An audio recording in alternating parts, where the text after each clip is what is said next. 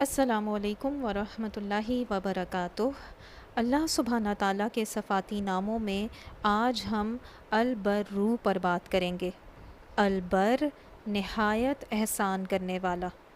البر وہ ذات ہے جو اپنے بندوں پر مہربان ہے۔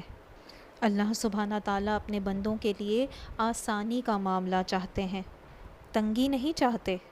وہ اپنے بندوں کے بہت سے گناہوں کو اپنے فضل سے معاف فرما دیتے ہیں، اور ہر خطا پر پکڑ نہیں فرماتے، بلکہ ایک نیکی کے بدلے 10 گنا اجر بڑھا کر دیتے ہیں، جبکہ بدی پر اس ایک ہی بدی کے مطابق پکڑ فرماتے ہیں، اور نیکی کے ارادے پر بھی نیکی لکھ دی جاتی ہے، اور جبکہ بدی کے ارادے پر کچھ نہیں لکھا جاتا۔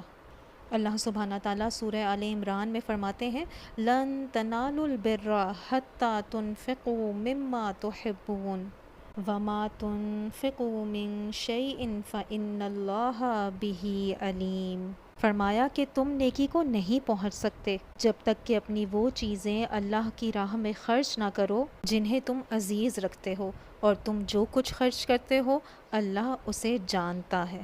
تو کیا فرمایا جا رہا ہے کہ اپنی محبوب چیزیں اللہ کی راہ میں خرچ کرو، اور آپ یقین جانیے کہ جب ہم نیکی کرتے ہیں نا تو یہ بھی ہمارا خود پر ایک احسان ہوتا ہے، اور پھر یہ اللہ سبحانہ تعالیٰ ہی کی ذات ہے کہ وہ ان نیکیوں کو ہمارے لیے آسان کر دیتا ہے۔ یہ اللہ سبحانہ تعالیٰ ہی کی ہستی ہے کہ اگر ہم اس کو اپنی زندگی میں جگہ دے دیں نا تو دینے والے بن جاتے ہیں، اور آپ کو پتہ ہے نا کہ دینے والا ہاتھ لینے والے ہاتھ سے بہتر ہوتا ہے۔ سیدنا انس بن مالک رضی اللہ تعالیٰ عنہ سے روایت ہے کہ رسول اللہ صلی اللہ علیہ وسلم نے فرمایا کہ بے شک اللہ تعالیٰ مومن پر اس کی نیکی کے سلسلے میں ظلم نہیں کرتا، اس کی نیکی کی وجہ سے دنیا میں بھی رزق عطا کیا جاتا ہے اور آخرت میں بھی اجر و ثواب سے نوازا جاتا ہے۔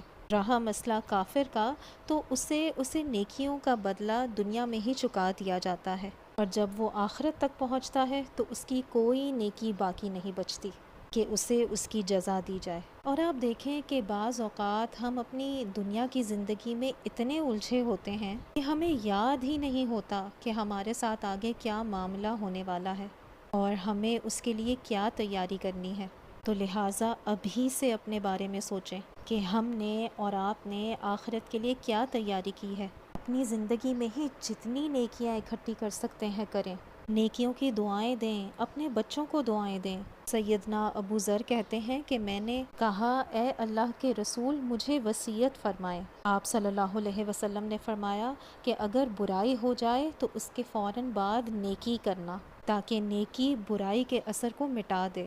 میں نے کہا کہ اے اللہ کے رسول کیا لا الہ الا اللہ کہنا بھی نیکی ہے؟